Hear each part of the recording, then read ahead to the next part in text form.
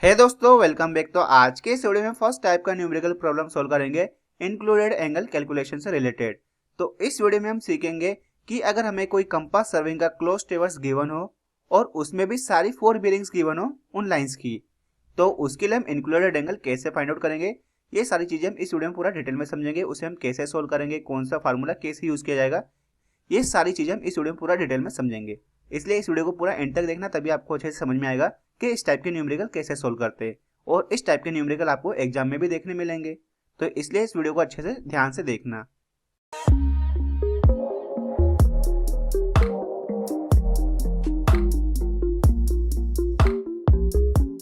तो मैं क्वेश्चन पढ़ लेता हूं। Determine the value of included angles in close compass traverse A B C D A conducted in clockwise direction fore bearings of following respective lines given below. तो question में क्या बोला हुआ है कि हमें इंक्लूडेड एंगल्स की वैल्यू फाइंड आउट करनी है एक क्लोज कंपास ट्रेवर्स के लिए। और वो ट्रेवर्स भी कौन सा है हमारा, ए बी सी डी ए, यानी A B line, B C line, C D line और डी ए लाइन। और जो हमारे सारे एंगल जा रहे हैं वो हमारे कौन सी डायरेक्शन में जा रहे हैं, क्लॉकवाइज डायरेक्शन में जा रहे हैं। मतलब A to B, B to C, C to D and D to A, इस टाइप से हमारी ड्रॉइंग बनेगी। अब यहाँ पे जो हमारे सारे ट्रेवर्स बनेंगे उनके भी कुछ बियरिंग्स आएंगी, लेकिन यहाँ पे जो बियरिंग कैलकुलेट की है वो कौन सी है, 4 बियरिंग कैलकुलेट की है उन सभी लाइंस के लिए, और हमें क्वेश्चन में गिवन है। तो कौन कौन सी है देख लेते हैं हम। तो जो हमारी ए बी लाइन है उसकी 4 बियरिंग कितनी है, 40 डिग्री। बी सी लाइन की 4 bearing 70 degree. C D line की 4 बियरिंग 210 डिग्री। और डी ए लाइन की 4 बियरिंग कितनी आ रही है, 280 डिग्री। तो ये हमारे पास आ गई इन सभी लाइंस की 4 बियरिंग। तो सबसे पहले आपको क्या करना है, एक टेबल बनाना है और इन सभी 4 बेयरिंग की हेल्प से हम क्या करेंगे, बैक बेयरिंग फाइंड आउट करेंगे। तो यहाँ पे सबसे पहले आपको इतना टेबल बना लेना है जिसमें आपको ये सारी चीजें फिलअप करनी है। इतनी चीजें तो हमें क्वेश्चन में गिवन है, ये हमें फाइंड आउट करनी पड़ेगी सॉल्व करके। तो ए बी की जो 4 बेयरिंग है वो कितनी है, 40 डिग्री, बी सी की 70 डिग्री, सी डी की 210 डिग्री एंड डी ए की 280 डिग्री। ये हमने यहाँ पे लिख ली। अगर हमारे पास किसी लाइन की 4 बेयरिंग गिवन है तो उस लाइन की हम back bearing easily find out कर सकते हैं, ये मैं आपको सिखा चुका हूँ। अब यहाँ पे हम बैक बेयरिंग क्यों फाइंड आउट करें ये भी हम समझ लेते हैं। तो फर्स्ट हमको जितनी भी बेयरिंग्स गिवन है वो कौन से सिस्टम में गिवन है, वॉल सर्कल बेयरिंग सिस्टम में गिवन है। अब जब भी हमारे पास वॉल सर्कल बेयरिंग सिस्टम आता है तो उसके लिए इंक्लूडेड एंगल कैलकुलेट करने का फार्मूला क्या बनता है, back bearing of line minus 4 bearing of line. यानी हमारे पास 4 बेयरिंग तो है लेकिन बैक बेयरिंग है क्या, नहीं, तो उसे कैलकुलेट करना पड़ेगा हमें सबसे पहले। तो बैक बेयरिंग कैलकुलेट करने का फार्मूला क्या बनेगा हमारे पास, back bearing of any line is equals to 4 bearing of line plus minus 180 degree. ये मैं आपको ऑलरेडी सिखा चुका हूँ। अगर आपने बैक बेयरिंग कैलकुलेशन का वीडियो नहीं देखा है तो उस वीडियो की लिंक आपको इस वीडियो के डिस्क्रिप्शन में देखने मिल जाएगी। इसमें आपको डायरेक्टली मैं बताऊंगा कि डायरेक्टली वैल्यू कैसे आ रही है कैलकुलेट करके। तो यहाँ पे हमारे पास 4 बेयरिंग में 180 डिग्री प्लस या माइनस करना है। 180 डिग्री कब प्लस करते कब माइनस करते मैं आपको बहुत बार समझा चुका हूँ। अब यहाँ पे हमारे पास फर्स्ट लाइन है ए बी, उसकी 4 बेयरिंग कितनी, 40 डिग्री, तो उसकी बैक बेयरिंग कितनी आएगी, 220 degree. 40 degree plus 180 degree is equals to 220 degree. B C line है 70 डिग्री, उसकी 4 बेयरिंग है तो उसकी बैक बेयरिंग कितनी आएगी, 250 डिग्री। सी डी लाइन की जो 4 बेयरिंग है वो कितनी है, 210 डिग्री, तो उसकी बैक बेयरिंग कितनी आ गई, 30 डिग्री। और जो डी ए लाइन है उसकी 4 बेयरिंग कितनी है, 280 डिग्री, तो उसकी बैक बेयरिंग कितनी आ जाएगी, 100 डिग्री। तो ये वैल्यू कैसे आई मैं आपको ऑलरेडी समझा चुका हूँ डिटेल में कि ये वैल्यू कैसे फाइंड आउट करते हैं। बहुत ईजी होता है 4 बेयरिंग से बैक बेयरिंग फाइंड करना और बैक बेयरिंग से 4 बेयरिंग फाइंड आउट करना। ये फर्स्ट स्टेप आपने करी। अब सेकंड स्टेप में आपको क्या करना है, एक ड्राइंग बनानी है क्वेश्चन के अकॉर्डिंग, जो चीजें हमें गिवन है उसके बेसिस पे। अब जैसे कि क्वेश्चन में बोला है जो सारे ट्रेवर्स है हमारे वो क्लॉकवाइज डायरेक्शन में, तो आपको कुछ इस टाइप की एक ड्राइंग बनानी है जिसे मैंने यहाँ पे बना रखा है ऑलरेडी। तो आपको कैसे बनाना है मैं आपको बता देता हूँ। यहाँ पे हमारा एक पॉइंट आ गया ए, आपको ये सारी चीजें लिख लेनी है। अब ए पे आपको क्या बनाना है, इस टाइप से एक क्वाड्रेंट बनाना है। अब यहाँ पे जो एंगल बन रहा है ए का वो कितना बना, 40 डिग्री का। अब 40 डिग्री हमारा कहाँ पे आएगा, फर्स्ट क्वाड्रेंट में आएगा। फर्स्ट क्वाड्रेंट में 40 डिग्री कुछ इस टाइप से बनेगा। और सारा मेजरमेंट आपको कहाँ से करना है, नॉर्थ से, क्योंकि सारी चीजें हमको किसमें गिवन है, वॉल सर्कल बियरिंग में गिवन है। अभी बन गया मेरा ए से बी तक जाएगा, तो यहाँ पे जो लाइन आएगी वो कौन सी होगी, मेरी बी लाइन पे यहाँ पे कनेक्ट होगा ये। तो मेरा इतना एंगल बन गया 40 डिग्री का। मैं आपको ये चीज सिखा रहा हूँ कि ड्राइंग कैसे बनेगी।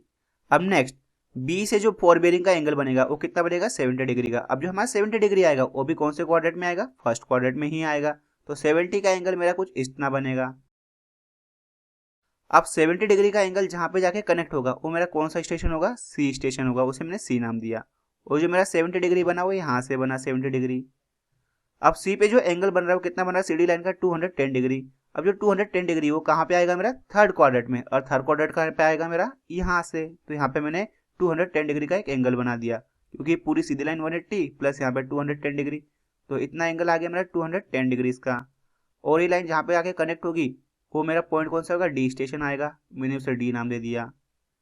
अब डी पे जो मेरा एंगल बन रहा है वो कितना बना, 280 डिग्री का। अब 280 डिग्री कौन से क्वाड्रेंट में लाई करेगा, फोर्थ क्वाड्रेंट में लाई करेगा, क्योंकि तीन क्वाड्रेंट का कितना था सम, 270 डिग्री। तो 280 डिग्री यहाँ से जाएगा और कहाँ पे कनेक्ट होगा, इसी लाइन पे आके कनेक्ट होगा वापस ए पे, और ये आ गया मेरा 280 डिग्री का पूरा टोटल एंगल। तो ये आ गई मेरी पूरी क्लोज ट्रेवर्स, पूरा क्लोज हो गया हमारे सारे ट्रेवर्स, पूरा एक क्लोज शेप बन गया। तो ये आ गया हमारा क्लोज ट्रेवर्स, और वो कौन सा बन गया मेरा, A to B, B to C, C to D and D to A. और उन सभी के मैंने यहाँ पे एंगल्स बना लिए, बेरिंग गिवन थी उस फॉर्म में। तो इस टाइप से आपको बनाना है ये सारी चीजें, क्योंकि यहाँ पे 4 बेरिंग गिवन है, इसलिए हमने क्या किया, फॉरवर्ड लाइन पे ही एंगल बनाए हुए सारे। अब हमको क्या करना है, इनके इंक्लूडेड एंगल, मतलब ये वाले एंगल, ये वाले एंगल, ये वाले एंगल और ये वाले एंगल फाइंड आउट करने। तो इनको फाइंड आउट करने का फॉर्मूला मैंने आपको बताया था, वो क्या था, back bearing of line minus four bearing of line. अब हमें फाइंड आउट करनी है। अब उसके लिए हमें चाहिए थी बैक बेरिंग, और जो बैक बेरिंग थी हमने यहाँ पे फाइंड आउट कर ली है सारी बैक बेरिंग्स। वो कैसे फाइंड आउट करते मैं आपको ऑलरेडी समझा चुका हूँ। तो अब हम इंक्लूडेड एंगल को कैलकुलेट करना शुरू करते कि उन्हें हम कैसे फाइंड आउट करेंगे। तो फर्स्ट इंक्लूडेड एंगल ऑफ ए, यानी ए पॉइंट पे यहाँ पे जो इंक्लूडेड एंगल बनेगा हमारा, तो वो ए पे ही बनेगा, तो उसे हम ए ही बोलेंगे। और यहाँ पे जो बनेगा वो हमारे बी पॉइंट पे बनेगा, यहाँ पे जो बनेगा हमारा सी पे, और यहाँ पे जो हमारा एंगल बनेगा वो बनेगा डी पे। तो उसके लिए मैंने क्या बोला, इंक्लूडेड एंगल ऑफ ए। उसके लिए फार्मूला क्या बनेगा, back bearing of line D A, मतलब जहाँ पे ए पीछे हो वो back bearing, and fore bearing of line A B, जिसमें ए आगे हो। अब इसको हमें याद रखने का तरीका शॉर्टकट यही है, अगर हमें किसी भी स्टेशन के लिए इंक्लूडेड एंगल फाइंड आउट करना है तो उसके लिए back bearing minus four bearing होता है। अब बैक बेरिंग आप कैसे फाइंड आउट करोगे कि इसके लिए बैक बेरिंग कौन सी लेनी है, कौन सी चूज करनी है, वो भी मैं आपको समझा देता हूँ। जैसे फॉर एग्जांपल के लिए मुझे बी स्टेशन पे इंक्लूडेड एंगल फाइंड आउट करना है। अब उसके लिए फार्मूला क्या बनेगा, back bearing minus four bearing. अब बैक बेरिंग हमें कौन सी लाइन की लेनी है, जिसके पीछे बी आए। अब बी किसके पीछे आएगा, ए बी, तो यानी ए बी लाइन की बैक बेरिंग माइनस, अब हमें फोर बेरिंग किसकी लेनी है, जिसके आगे बी आए, बी सी। तो हमारे पास जो फोर बेरिंग आएगी वो कौन सी लाइन की आएगी, बी सी। फोर मतलब आगे, बैक मतलब पीछे।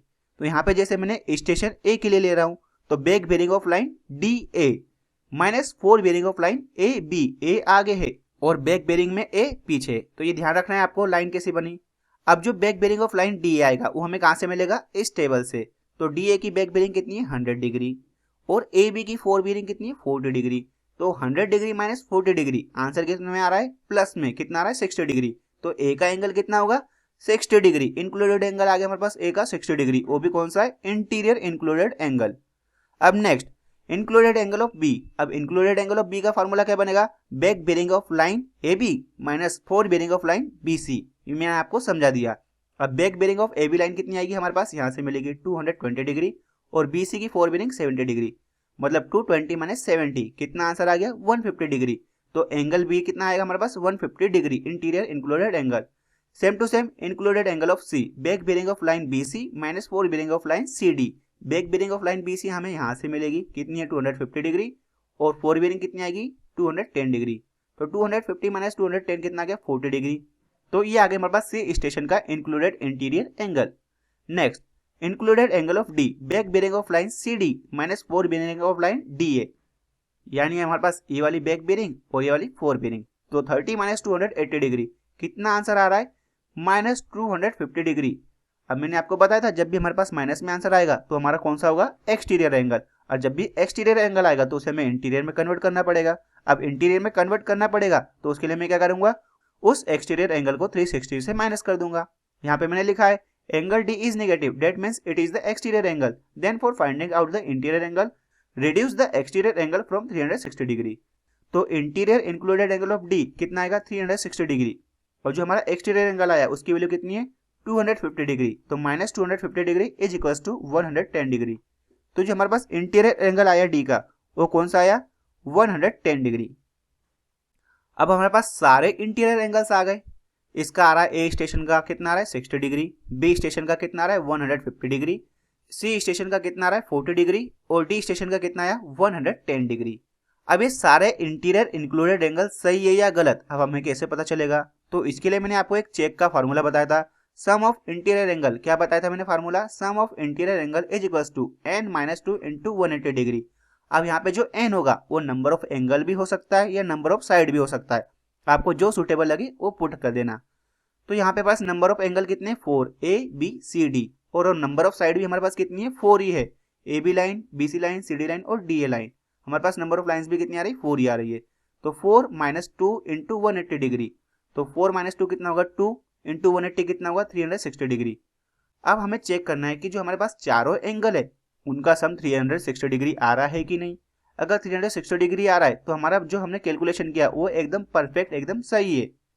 अगर हमारा कैलकुलेशन 360 डिग्री से कम या ज़्यादा आ रहा है तो हमने कुछ ना कुछ मिस्टेक करी हुई है। तो इसका चेक अप्लाई करना है और हमें चेक करना है sum of all interior angles of traverse कितना आएगा, angle A plus B plus C plus D, चारों एंगल्स का सम। एंगल ए हमारा कितना है 60 डिग्री का, एंगल बी हमारा कितना है 150 डिग्री का, एंगल सी हमारा कौन सा है 40 डिग्री का और एंगल डी हमारा कौन सा है 110 डिग्री का। याद रखना हमें सारे इंटीरियर एंगल लिखने हैं। तो इन सभी का सम कितना आ रहा है 360 डिग्री, यानी इन सभी का सम 360 डिग्री आना चाहिए था और हमारा 360 डिग्री ही आ रहा है। यानी जो हमने कैलकुलेशन किया है वो एकदम परफेक्ट एकदम सही है और सारे हमारे इंक्लूडेड एंगल एकदम राइट है, यानी जो हमने सॉल्यूशन किया वो एकदम सही है। तो यहाँ पे आप अपना आंसर चेक कर सकते हो। तो इस टाइप से हम इंक्लूडेड एंगल फाइंड आउट करते हैं किसी भी क्लोज ट्रेवर्स के लिए। तो आई होप आपको ये न्यूमेरिकल प्रॉब्लम समझ में आ गया होगा कि कैसे सॉल्व करते हैं। तो इसी वे में हम सारे न्यूमेरिकल प्रॉब्लम सॉल्व करेंगे अगर आपको कुछ इस टाइप से न्यूमेरिकल प्रॉब्लम गिवन हो। हम नेक्स्ट वीडियो में हम कुछ डिफरेंट टाइप का न्यूमेरिकल प्रॉब्लम सॉल्व करेंगे जिससे कि आपको वो भी समझ में आ जाएगा कि अगर इस टाइप की वैल्यू गिवन होगी तो आप उसे कैसे सॉल्व करेंगे। तो नेक्स्ट वीडियो में हम सीखेंगे अगर हमारे सारे एंगल क्वाड्रेटरल बेयरिंग सिस्टम में गिवन होंगे तो उससे आप इंक्लूडेड एंगल कैसे फाइंड आउट करोगे। तो आज के इस वीडियो में बस इतना ही। आई होप आपको ये वीडियो अच्छे से समझ में आ गया होगा। तो अगर एग्जाम में इस टाइप का अगर क्वेश्चन आता है तो आप उसे अच्छे से सॉल्व कर लेना। तो आज के इस वीडियो में बस इतना ही। आई होप आपको ये वीडियो अच्छे से समझ में आया। तो अगर वीडियो आपको समझ में आए और वीडियो आपके लिए हेल्पफुल है तो वीडियो को लाइक करना। साथ ही इस वीडियो से रिलेटेड अगर आपका कोई डाउट रह गया हो या कोई स्टेप आपको समझ में नहीं आई तो आप उसे कमेंट करके पूछ सकते हो। और इस वीडियो को अपने दोस्तों के साथ भी जरूर शेयर करना जिससे उन तक भी इस रिलेटेड इन्फॉर्मेशन पहुंच सके। इसके अलावा अगर आप हमारे चैनल पर नए तो चैनल को जरूर सब्सक्राइब करना और साथ में बेल का आइकन प्रेस कर देना जिससे कि आपको आने वाली वीडियोज की नोटिफिकेशन मिल सके। तो मिलते हैं नेक्स्ट वीडियो में जिसमें हम डिफरेंट टाइप का न्यूमेरिकल प्रॉब्लम सॉल्व करेंगे। तो जब तक आप सभी अपना ध्यान रखना। Thank you so much.